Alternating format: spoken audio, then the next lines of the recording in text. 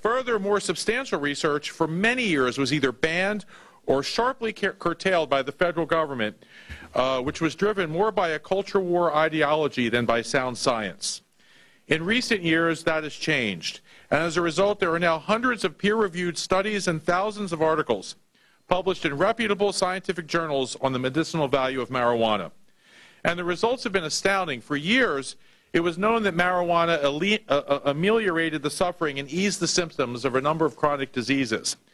However, recent research shows that marijuana can actually slow the progression of some of our most crippling diseases.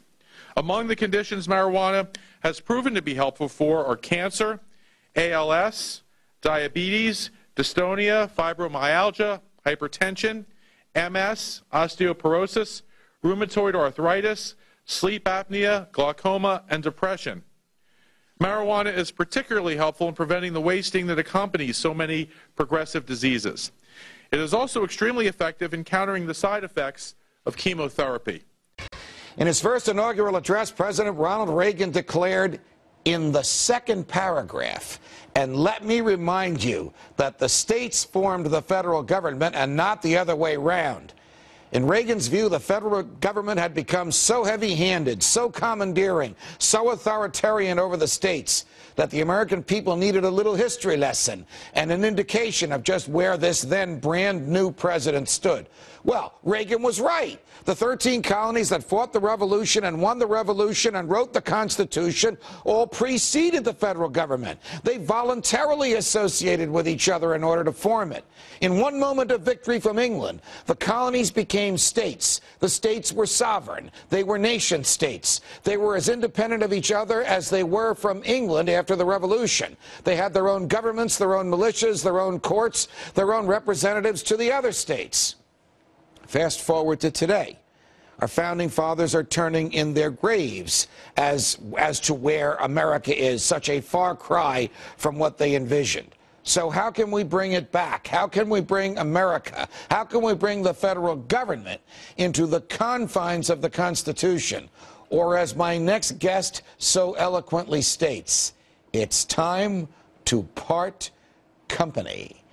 Here now is Walter Williams, professor of economics at George Mason University and a regular on Freedom Watch. So, Professor Williams, I'm going to use your phrase, I loved it, even though I didn't have any gray hair until I sat in the family court in New Jersey. Is it time for a divorce?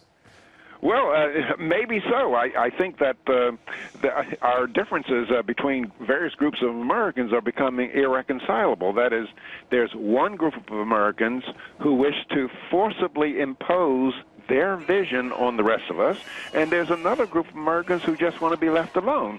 And so the question I asked in that particular column that you're referring to is that should we be forced to fight one another to get our way? That is, should liberty-oriented people be forced to fight with people who prefer tyranny?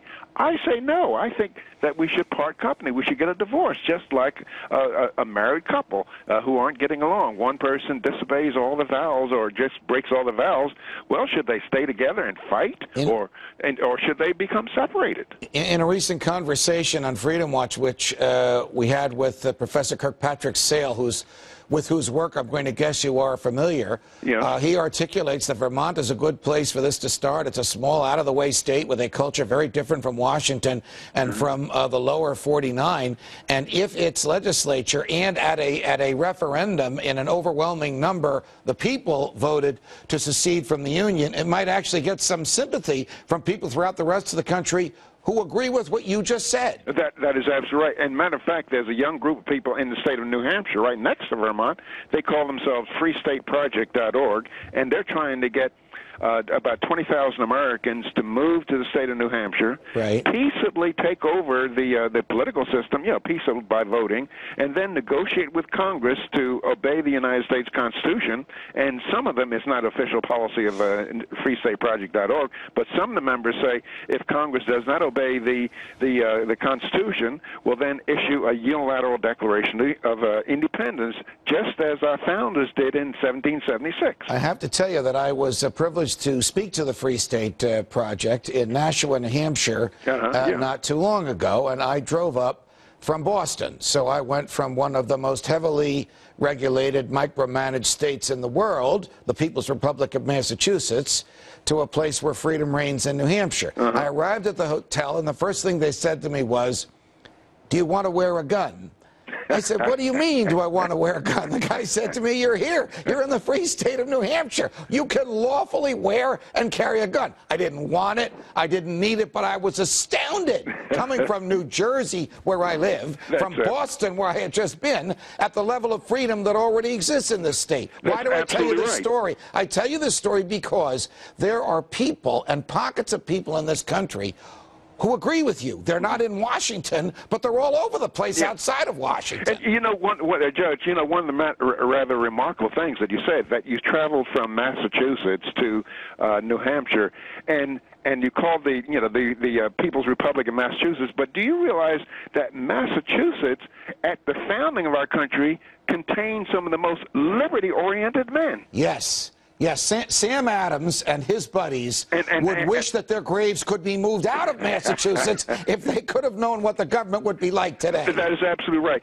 And a lot of people don't realize this whole issue about parting company or secession, that if in 1787, when they were debating the Constitution, if states did not believe that they could secede, the Constitution would have never been ratified. Right. That is, in the state of Virginia, in its constitutional meetings, as well as Rhode Island, and I believe New York as well, they explicitly say that if the federal government becomes abusive of the powers that we have delegated to them as principles, then we have the right to resume those problems. You know, it's amazing that those resolutions were freely negotiated for contracts between the states joining the Union and the federal government. Texas has negotiated at the time for the right to split into 5 states. Could you imagine 10 senators coming from Texas instead of 2? The folks that run the Congress would have a heart attack. Right. And I think when you argue with people, people say, well, no states have a right to secede. Well, we have to recognize that,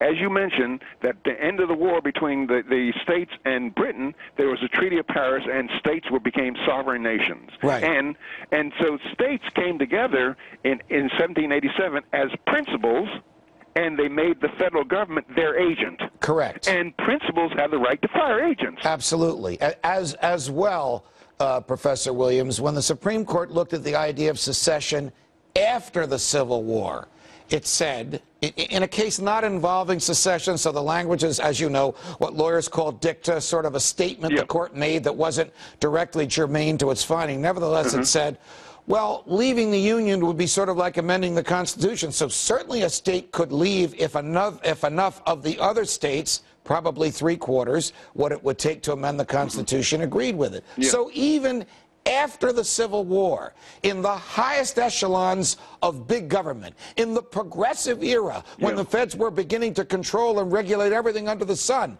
the Supreme Court, in a majority opinion, recognized the power, ability, moral, and lawful authority of the states to secede from the Union. Yeah, but at the end of the bottom line, what I would like to see, and it looks like it's getting dimmer and dimmer, I would like to see the American people. I would like to see us to be able to convince most of the American people that Congress is behaving unconstitutionally, and get the average American to love liberty and love our Constitution. I think most people, when asked if they would prefer to have their lives micromanaged by the federal government or if they would prefer to be left alone, would clearly articulate, I'd rather be left alone. That's right. Absolutely right. Professor Williams, it's always a pleasure. Thanks for joining us on Freedom Watch. Goodbye. Thank you. You can catch today's show on foxnews.com/Freedom Watch and on Sirius 145 XM 168 or online at foxnewstalk.com at 6 p.m. Eastern on Saturdays. From New York, defending freedom. Until the next time, stay free, America.